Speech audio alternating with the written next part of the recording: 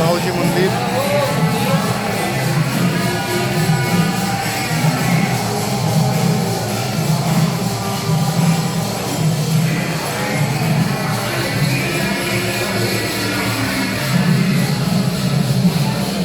हरी बोल।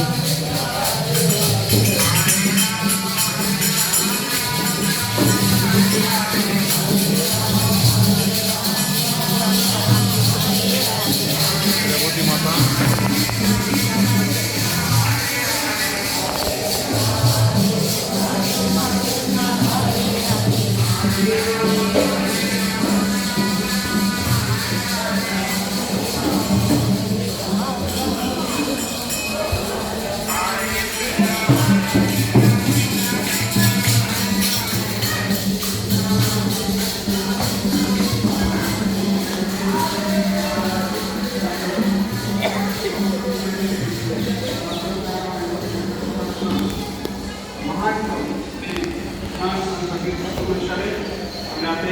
फोन করেছিলাম নাম্বারটা পাইনি বাকি লোকালে ফোন করে নাম্বারটা পাচ্ছি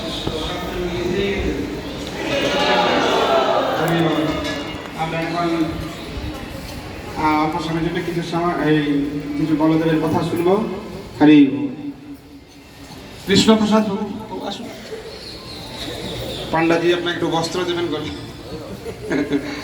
গলা বস্ত্র দেবেন, আসুন।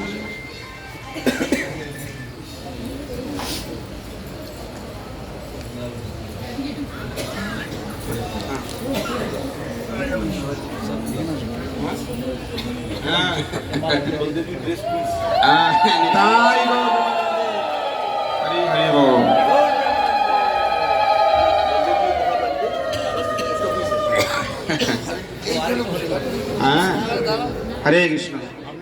তো প্রভু ওনার বাড়িতে প্রসাদ পেয়েছিলেন, বুঝতে পারছেন? কৃষ্ণ প্রসাদ পণ্ডা প্রসাদ নিয়ে এসেছে, চিন্তা নাই সবার জন্য। তো এখন আমরা কিছু কথা শ্রবণ করি। হরে কৃষ্ণ। बोलो दाऊ जी महाराज की। यहाँ पर जो हम बैठे हुए हैं बलदेव जी का धाम है। यहाँ पर कृष्ण के पपोत बजनाव द्वारा बलराम जी को स्थापित किया गया।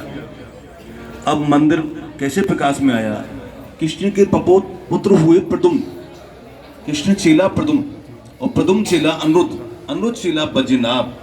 बजनाभ जी को जब मथुरा का राजा बनाया तो उन्होंने ब्रज के चमक और प्रकाश को ढीला देखा, तो उन्होंने सोचा क्यों न हो इस फील्ड में घुमा जाए, कोई विभूति मिले, कोई विभूति माने कोई बुजुर्ग मिले, ऋषि मुनि मिले।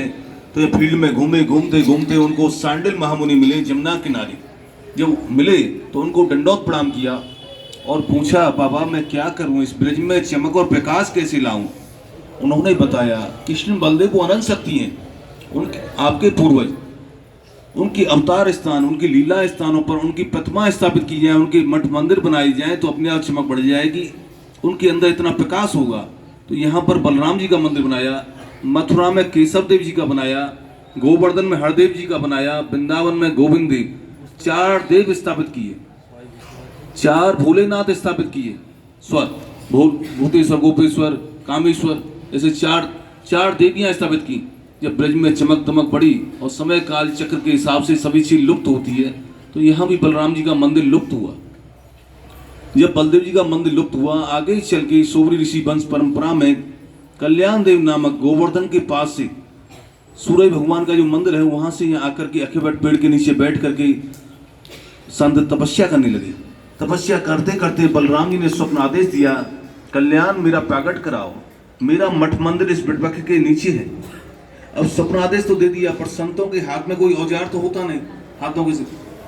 अब इधर एक गोकुल के गोसाई थे, उनके पास में लाखों गाय थी। उनकी गाय इस फील्ड में चढ़ने के लिए आमे, और उनमें जो सबसे ज्यादा दूध देने वाली गाय अपने आप दूध छोड़े बलराम जी के ऊपर। तो घनघोर जंगल होने की वजह से उनको कोई सही पता नहीं लगा कहाँ छोड़ती है कहाँ नहीं छोड़ती।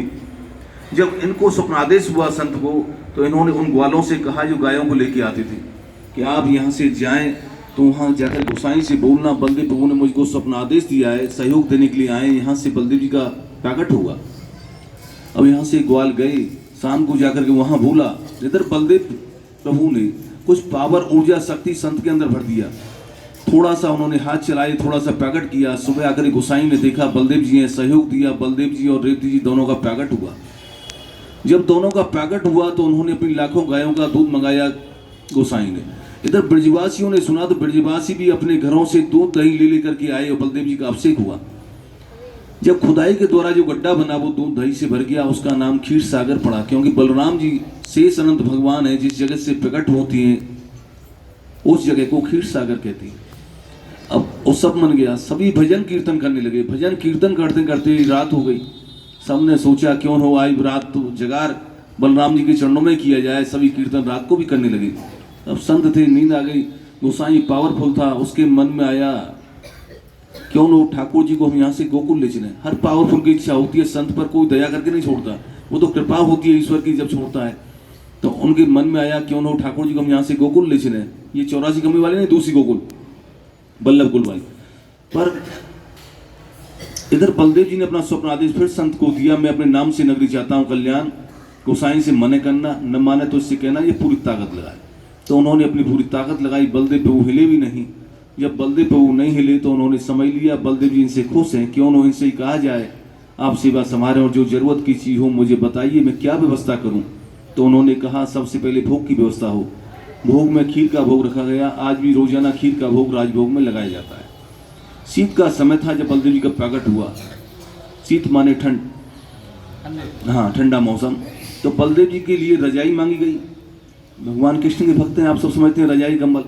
तो रजाई ठाकुर जी के लिए और कम्बल अपने लिए मांगा और सेवा चलने लगी। सेवा करते करते बलदेव जी की कृपा हुई। मेरा पुजारी कहीं शीत में बीमार न पड़ जाए कम्बल में, क्यों कभी कभी 0 पॉइंट हो जाता है। तो इस वजह से बलदेव जी खुद अपना वस्त्र देने लगे, पुजारी का वस्त्र लेने लगे। कोई भी पुजारी, कोई भी संत ऐसा नहीं कर सकता कि अपने वस्त्र को ठाकुर जी को दे, ठाकुर जी के वस्त्र को आप लें। जब ऐसा क्रम होने लगा तो ग्वालों ने देखा ये मामला क्या है।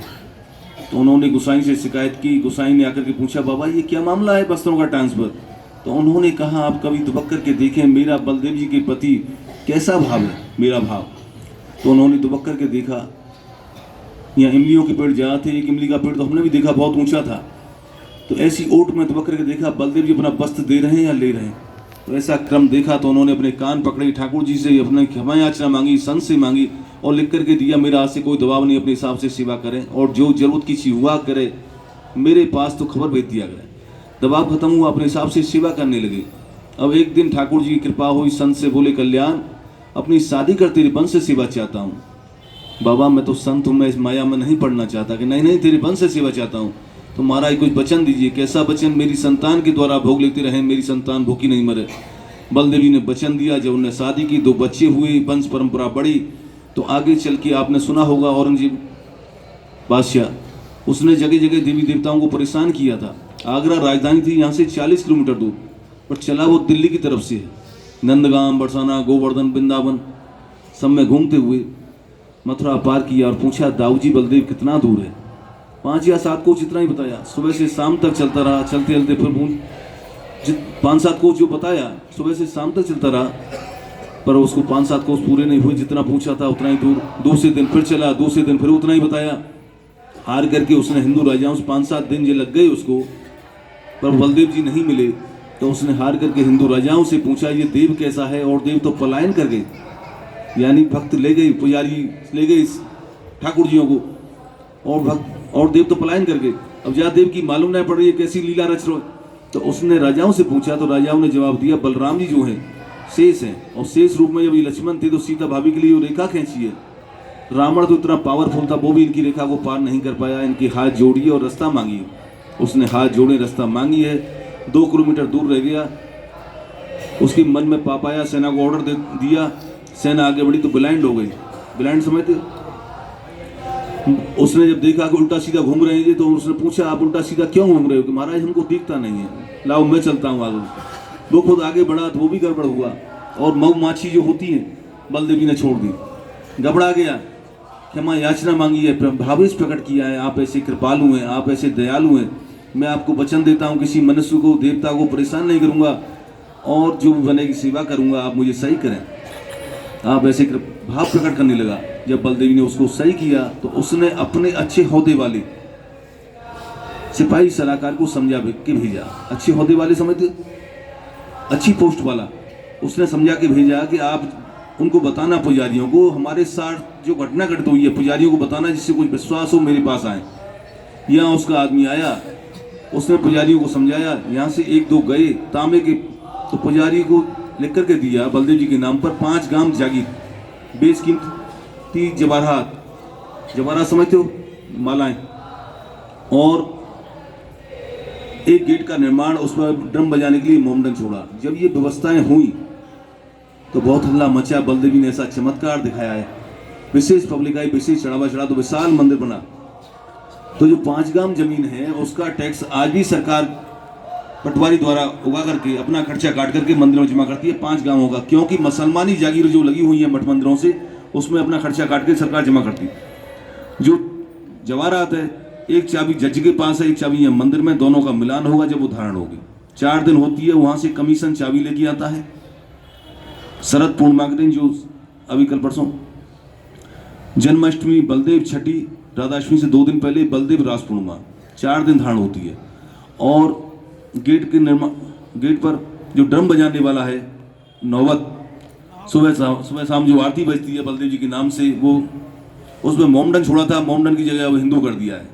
तो जब ऐसी हल्ला गुल्ला मचा, धीरे धीरे भाव प्रकट होने लगा, तो जो बद्रीनाथ जाती हैं वहाँ से आके मिलान करती हैं, क्यों भगवान बलराम बड़े भाई हैं, भगवान कृष्ण छोटे हैं, तो दोनों का मिलान होता है, यात्रा पूरी। ऐसे ही जगन्नाथपुरी जाती हैं, जगन्नाथपुरी से छड़ी लाती हैं, पतली वाली छड़ी होती है, उसमें जगन्नाथ जी के, कृष्ण भगवान की, सौद्रा मैया बहन उनकी, तीनों के फोटो होती हैं, यहाँ चढ़ती हैं। तो ऐसे बलदेव जी के यहाँ लाखों बच्चों के केस उतरती हैं, देवियों के यहाँ केस उतरते हैं। तो बलदेव जी बहुत दयालु है, नित्यानंद। अब जैसे जगन्नाथपुरी में झंडा चढ़ती है मंदिर की तरफ से, यहाँ भक्तों की तरफ से चढ़ता है, भक्तों की तरफ से। तो बलदेव जी बहुत दयालु है, नित्यानंद है, बल के धाम है, इनसे भक्ति का बल, ज्ञान का बल मांगना चाहिए। बोलो दाऊ जी महाराज की। হরে কৃষ্ণ। বুঝতে পেরেছেন, এই যে মাঠমনের বলরাম, সে বৈদ্যনাথ দ্বারা স্থাপিত হয়েছিল। তো তারপরে এই যে ঔরঙ্গজেব বহু জায়গায় মন্দির ধ্বংস করেছে। আর এই যে এখানে বলরাম ছিল, অবশেষে তার যখন জীবন অবসানের সময় হয়ে আসছে, সেই সময় চিন্তা করছে যে আমি সারা জীবন ধরেই শুধু অত্যাচার করেছি, অনাচার করেছি। তো শেষ জীবনে আমি এই দাউজি অত্যন্ত কৃপালু, তার কাছে গিয়ে আমি ক্ষমা ভিক্ষা প্রার্থনা করব। তো তিনি সেইখান থেকে কত কিলোমিটার বললো? 40 কিলোমিটার, বেশি দূর নয়। কিন্তু 40 কিলোমিটার আসতে 1 সপ্তাহ তিনি আসতে পারলেন না। কেন? তিনি যতবার আসতে গেছেন, একবার লোক 2-4 জনকে সেনাবাহিনী নিয়ে সঙ্গে, রাজা তো যায়, একা যায় না। তিনি আসার সময় এমন ঝড় বৃষ্টি শুরু হয়েছে, আর সঙ্গে সেই বড় বড় শিলা পড়তে শুরু করেছে। আর শিলার আঘাতে একবারে ক্ষতবিক্ষত হয়ে তিনি সেখান থেকে আবার পলায়ন করেছে। আবার একবার চেষ্টা করেছেন যাতে আমি সেখানে গিয়ে ক্ষমা ভিক্ষা প্রার্থনা করব, যে আমি এত মন্দির, মঠ মন্দির নষ্ট করেছি, তার জন্য ক্ষমা ভিক্ষা করার জন্য আমি যাব। তো দ্বিতীয়বারেও যখন আবার গিয়েছে, তখন ভীমরুল জানেন তো, হ্যাঁ, সে ভীমরুলে এমন ধরেছে, সে ঘোড়া কোন দিকে গেছে, এ কোন দিকে গেছে, প্রাণ ভয়ে একবারে পলায়ন করেছে। তো 2বার, 3বার, 4বার যখন এরকম হয়েছে, বিভিন্ন দিক থেকে বাধা প্রাপ্ত হয়েছে, ভ্রম হয়ে যায়, ঘুরতে ঘুরতে একই জায়গায় ঘুরছে, কিন্তু আর দিক নির্ণয় করতে পারছে না যে কোথায়। তো ঠিক সেই রকমভাবে বারবার ফিরে যাওয়ার পরে একটা তামার পত্রিকায় চিঠি লিখেছে পূজারীর জন্য, যে আমি এত অন্যায় কর্ম করেছি, যে আর বলদেবের কাছে যাওয়ার পর্যন্ত আমার সৌভাগ্য নেই। তা আমি ঘোষণা করছি যে বলরামের জন্য 5টা গ্রাম, 5টা মৌজা, যা জমির আসবে, ট্যাক্স আসবে, কর, তৎকালীন যে কর আদায় করতো, সেই করটা সম্পূর্ণ বলদেবের ভাণ্ডারে জমা হবে। আর এই যে হাট বাজার আছে না, এই হাট বাজার থেকে যে কর আসবে সেটাও বলদেবের ভাণ্ডারে জমা হবে। আর একটা দক্ষিণ ভারতের বিখ্যাত, যে যারা গিয়েছেন, সানাই বাজে, নহবত খানা প্যাঁ করে বাজতে থাকে, সকালবেলায়, দুপুর বেলায়, আবার সন্ধেবেলায় তার একটা এখানে নহবতখানা করে দিয়েছিলেন। তাকেও 3 বিঘা জমি দিয়েছিলেন তার নামে লিখে, ঘর বাড়ি বানিয়ে দিয়েছিলেন, যাতে পরম্পরা ধারায়, তার বংশ পরম্পরা ধারায় এই বলরামের যখন এই ভোগ আরতি হবে, মঙ্গল আরতি হবে বা সন্ধ্যাবেলায় আরতি হবে, যখন বাজবে তিনি সেখান থেকে জানতে পারবেন যে এখন দাউজি ভগবানের আরতি হচ্ছে। তো তার জন্য এই ব্যবস্থা করেছিলেন, নহবতখানা করে দিয়েছিলেন। তো এখন তো আর সেই নহবতখানার এই পরম্পরা সেই বংশেরা হয়তো দিল্লির দিকে বা বিভিন্ন জায়গায় চলে গিয়েছে। সে যারা বাজাতো তারা সেই বংশধরের মুসলমান ছিল তারা। তো এখন পরিবর্তনের কালের প্রভাবে পরিবর্তন হয়ে গেছে। সেই জমি জমা যে রয়েছে এখনও দাউজির এখানে কর আসে, এবং এই সময় বছরে 4 বার খুব ফটা করে সাজানো হয়, উৎসবের আয়োজন করা হয়। এই শরৎ পূর্ণিমা, বলদেব পূর্ণিমা এবং জন্মাষ্টমী, রাধাষ্টমীর পূর্বে খুব সুন্দর করে উৎসব হয়। কেটে দাও। তো সেই বলদেবের কাছে আমরা এসেছি, ইনি হচ্ছেন আদি গুরু। তো এই আদি গুরু পরবর্তী পর্যায়ে আমাদের সেই মহাপ্রভুর লীলায় যিনি নিত্যানন্দ প্রভু রূপে অবতীর্ণ হয়েছেন। আমরা এখানে প্রণাম করে প্রার্থনা করে উঠে যাব দ্বিতীয় দর্শনে। সকলে কিছু কিছু প্রণামে দেবেন।